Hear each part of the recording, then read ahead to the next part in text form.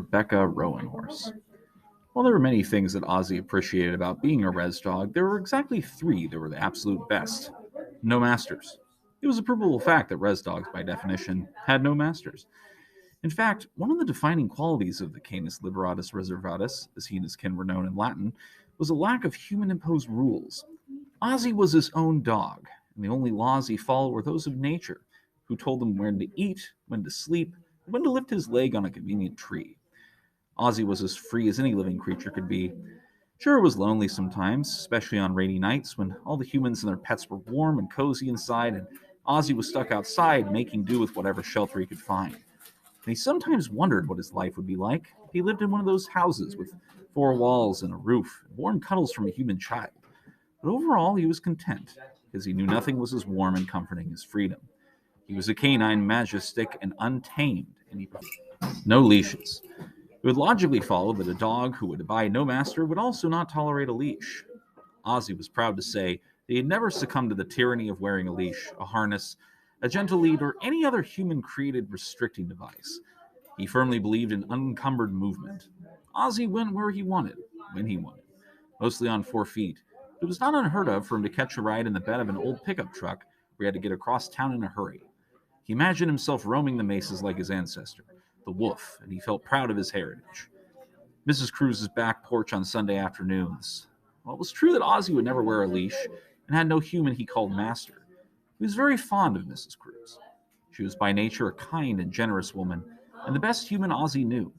She had raised 3 children and many more grandchildren on the little adobe house on the southern edge of the pueblo of Okeogunwi in New Mexico, the place Ozzy called home. Mrs. Cruz's house had passed down through her family for generations. It was filled with a lot of pride and laughter. It was also occasionally filled with fried chicken. And Mrs. Cruz, never one to waste, would often give any leftover fried chicken she had to Ozzy, along with any other scraps of tamales, refritos, pastelitos, and cabalcitas, if he showed up on Sundays just after the children and grandchildren had been stuffed full on Sunday lunch, piled into their cars and trucks to head back to their own homes. He and Mrs. Cruz would sit together on the back porch watching the setting sun as she picked the bones out of the chicken and fed him the meat by hand. It was, in a word, heaven. So it was quite worrisome to Ozzy when, from his perch on the back patio, just outside the kitchen screen door, he overheard Mrs. Cruz talking to her eldest grandson Marino about having to give up the house. They were sitting at the kitchen table enjoying a late cup of coffee and eating the last of the prune pastelitos. "Maybe it's time I pass it to your father," Mrs. Cruz said, sadness tinging her voice. "No, Grandma," Marino said, distressed. "This is your home. Dad would say so, too. It wouldn't be the same if you weren't here." "Oh, this house needs so much work," Mrs. Cruz said with a heavy sigh. "The roof leaks, foundation needs fixing, and I need to have someone take a look at the well. I think it's going to run dry soon." "I can help fix things around the house," Marino said. He took a sip of his pinyon-flavored coffee. He was a nice grandson and Mrs. Cruz's favorite. He was short and wide, only a few inches taller than his grandmother, with a thick thatch of black hair and mischievous brown eyes. Ozzy knew that he was always quick to offer someone a ride to town in his old truck or to haul wood for the elders. He never heard any unkind words spoken about the young man. "Oh, Marino," Mrs. Cruz said, "I wish you could. But what I need is a bit of money." And when she spoke, Ozzy could hear tears in her voice. "I don't even think I can afford my electric bill this month." "I can make some money," Marino volunteered eagerly. "I make t-shirts. I could sell them and raise enough money so you can keep your house." Marino had a silk screening t-shirt business where he made a variety of clever t-shirts that celebrated Native identity and culture. Ozzy couldn't actually read what they said, but he did remember that at the last summer's street fair, he sat quietly under Marino's vendor table, watching people come up, peruse the t-shirts, laugh, smile, and finally hand over the 20 or 30 bucks to own one for themselves. Marino came home that night with his pockets full of money and bought his grandmother a new stew pot. Mrs. Cruz was so happy she made green chili stew and even sneaked Ozzy a bowl. Ozzy had wolfed it down, pardon the expression, and then sat in the dusty backyard out under the stars content.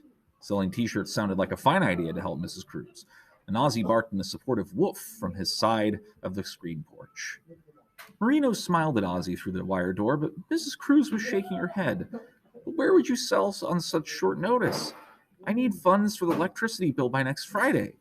Next Friday was less than 2 weeks away. Marino would have to find a place to sell quickly if he was going to help. "My friend Eli told me about a powwow that's happening this weekend in Ann Arbor, Michigan. She already has a vendor license and a booth. I could set up with her." But it's all the way in Michigan, Mrs. Cruz complained, sounding concerned. Do you really think your old truck will make it from New Mexico? Ah, don't worry about me, Marino said. Me and that old truck have been everywhere, Maine to San Diego. I'm sure we'll make it to Ann Arbor. I don't know. Marino wrung her wrinkled hands. I don't think you should drive alone. Well, Ozzy had no idea where Ann Arbor, Michigan was, but he knew he wanted to help. He pawed gently at the screen door, letting out a restrained whine. Mrs. Cruz looked up from the table. Why are you crying, Ozzy? You're usually such a good boy. And Ozzy was indeed a good boy, but today he was a good boy with an ulterior motive. He whined again, and this time he added a piece de resistance. Puppy dog eyes. Mrs. Cruz's whole body softened. Her shoulders dropped, her hands settled around the coffee mug she was holding, and a smile spread across her wrinkled face. Hey, why don't you take Ozzy, she suggested. Marina looked back over his shoulder. Ozzy gave him the full puppy dog eye effect, and he added a little excited jump to show just how much he wanted to go. Marino looked thoughtful. Huh, he said. I hadn't thought about it, but maybe. You told me he was so well behaved at the summer street fair, his grandmother reminded him. Well, he was, Marino admitted. He leaned close to the door. What do you say, Ozzy? Want to go to Michigan? Bow wow, said Ozzy, what sounded like a powwow, and the Cruzes exchanged a look of surprise. Did he just? Marino asked. His grandmother grinned and gave Ozzy a thumbs up. I think so. It'll take 3 days to get there, so we'll leave on Wednesday. Can you be back and ready to go on Wednesday bright and early? Marino asked Ozzy. And Ozzy usually slept in the doghouse out behind the old gas station because there were more people coming and going from there, and the chances of getting fed were quite high. Of course, Cheetos and beef jerky couldn't match Mrs. Cruz's cooking, but he made do. He had no qualms about giving up his coveted gas station spot for a few days on the road trip, and Ozzy gave another bark. Well, okay then, Marino said. Let's go to a powwow. The drive to the Ann Arbor powwow was long, but Marino kept it fun by playing all of his favorite music on the truck's old radio, which he'd hooked up to his phone. There was one particular song that Ozzy really liked, and each time it came on, he made sure to sing along, his voice matching the high notes in a series of aroos and roos. Marino laughed. This is the Northern Cree Singers, he told Ozzy. They sing a style called Northern Drum. They're my favorite, too. And Ozzy arooed again. They stopped for dinner, and Marino fed Ozzy 3 delicious 99-cent fast food burgers. Don't get used to it, Ozzy, he playfully warned his canine companion as Ozzy munched a double meat with cheese, no onions. This is a special occasion. Beside, our travel money's running low. Woof, said Ozzy, appreciative of the burger but worried about what Marino had said about his money. If Marino didn't sell his t-shirt at the powwow, would they even have enough money to get back to Mrs. Cruz's? The pair pulled into Ann Arbor early Saturday morning.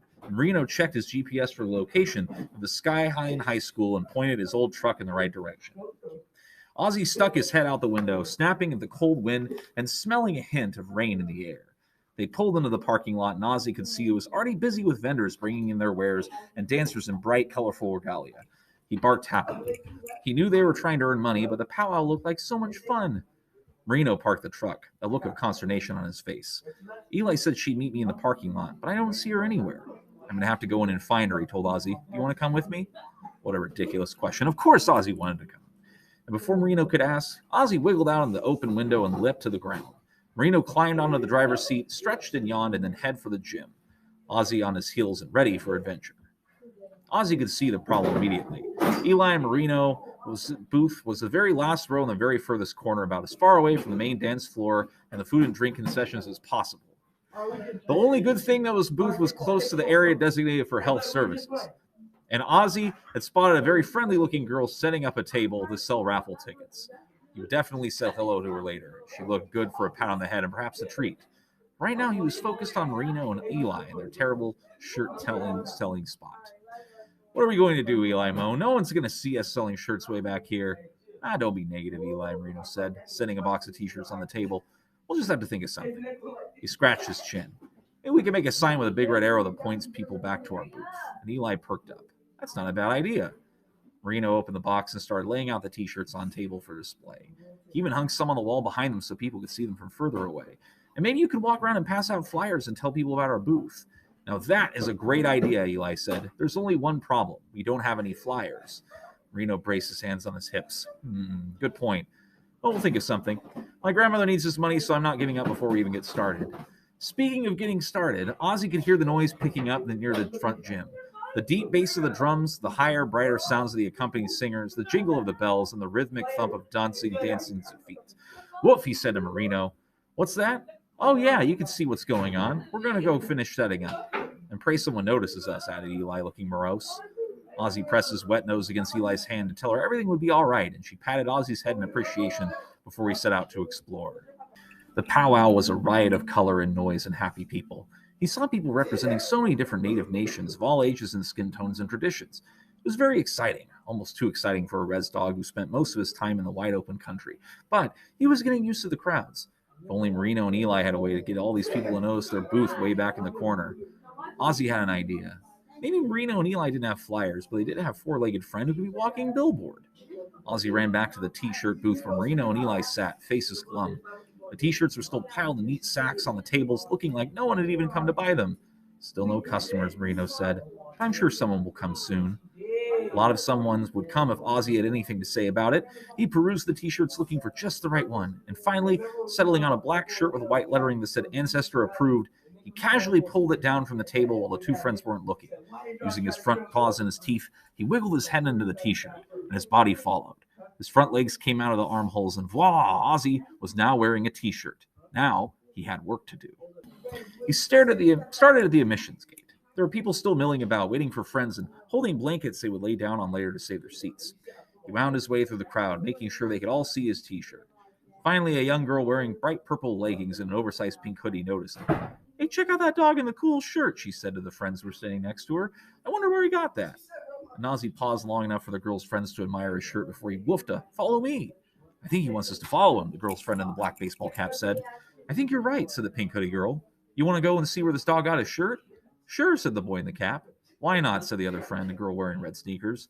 And Ozzy had his first potential customer. Next, he trotted through the gym over to where the dancers had just finished dancing, were lounging on the bleachers, the girl in the pink hoodie and her friends trailing him. He walked back and forth in front of a jingle-dress dancer who was laughing and leaning in a very close way to a boy in a beautiful green and white fancy dance regalia. They didn't notice him. He would have to think of something else to get their attention. So just then a drum started up, playing a northern-style powwow song, and Ozzy recognized the style from the songs Marino had played on the drive to Ann Arbor. It made him want to dance, and he did a little high-stepping to the beat of the drum. Is that dog dancing? You heard a voice ask. It was the fancy dancer. How cute, said the jingle dress girl. That's a pretty great shirt, dancing dog. Where'd you get it? Woof, said Ozzy, and the two dancers exchanged a look. Might as well, said the boy, and they both stood up to follow Ozzy. More customers! Ozzy pranced towards the concessions, the girl in the pink hoodie, the boy with the black cap, their friend in the red sneakers, the jingle dress dancer, and the fancy dancer all following. The concessions area smelled wonderful. Ozzy's mouth watered as he smelled fry bread and corn soup and Navajo tacos and hot dogs with lots of ketchup and mustard. But he was on a mission, and he refused to be distracted. He spotted a long line of people and strolled past slowly enough for everyone to get a chance to read his shirt. Sure enough, people started talking about the funny dog with a cool t-shirt, and when a few people moved out of the line to ask where he had gotten such a great shirt, he knew they would follow him. And follow him they did. So that was when he came back to Marino and Eli's booth. Moments later, he was leading a parade. Eli noticed him first, and she looked up from a comic book she was reading, her eyes going wide. Marino? And Marino lifted his chin and his jaw dropped. He stood up. What in the world, Ozzy? Where'd you find all those people? Are you wearing a shirt? Happily, and High stepped up to the table where the t-shirts were displayed. Soon the crowd was so big and so busy he had to squeeze under the table to get some relief. He'd hear Marino and Eli explaining their shirts and unpacking the sizes people requested. And most importantly, he heard people say, "Oh, I'll take one." And once he heard a woman say, "I'll take 4." And Ozzy figured he'd helped out pretty good. The powwow went on for another day, and Ozzy made sure to make his rounds and tell people about Marino's t-shirt booth again, this time with a shirt that said Rez Dog, which he was pretty sure Marino had made with Ozzy in mind. This time, by the end of the day, Marino and Eli were sold out. We couldn't have done it without you, Ozzy, Eli exclaimed, giving Ozzy a hug around the neck. You're the greatest, Marino said. Give me a 5. And Ozzy knew this trick and lifted the paw to slap against Marino's open palm. Bye, Ozzy, Eli said. You were the hit of the powwow. You and Marino have to come back next year. Definitely, Marino assured her, and Ozzy barked his agreement. Marino bent down to rub Ozzy's ears. All right, Ozzy, time to pack up and get back to OK Okwini and Grandma's house. And so they did. The drive took 3 days, and once again Ozzy feasted on cheap cheeseburgers and sang along to Marino's music. Northern Drum was his new favorite. They pulled into Mrs. Cruz's driveway late Wednesday evening as the sun was setting across the distant mountains. Ozzy hopped out first, and the air smelled like fried chicken and fresh bread, and as much as Ozzy enjoyed his trip, he was happy to be home. Home! Ozzy always thought of himself as a free-range dog with no particular home, But seeing Mrs. Cruz's eyes light up as she hugged Reno, and watching as tears ran freely down her cheeks as her grandson handed her an envelope full of enough money to fix the house, get the well checked, and pay her light bill, Ozzy had to reconsider. Perhaps he was free, and perhaps he would never wear a leash or call anyone master, but Ozzy decided right then and there that he'd been wrong. They weren't just three things that were the absolute best about being a Rez Dog, there were four. 1. No masters. 2. No leashes. 3. Mrs. Cruz's back porch on Sunday and the occasional Wednesday. And number 4. Coming home.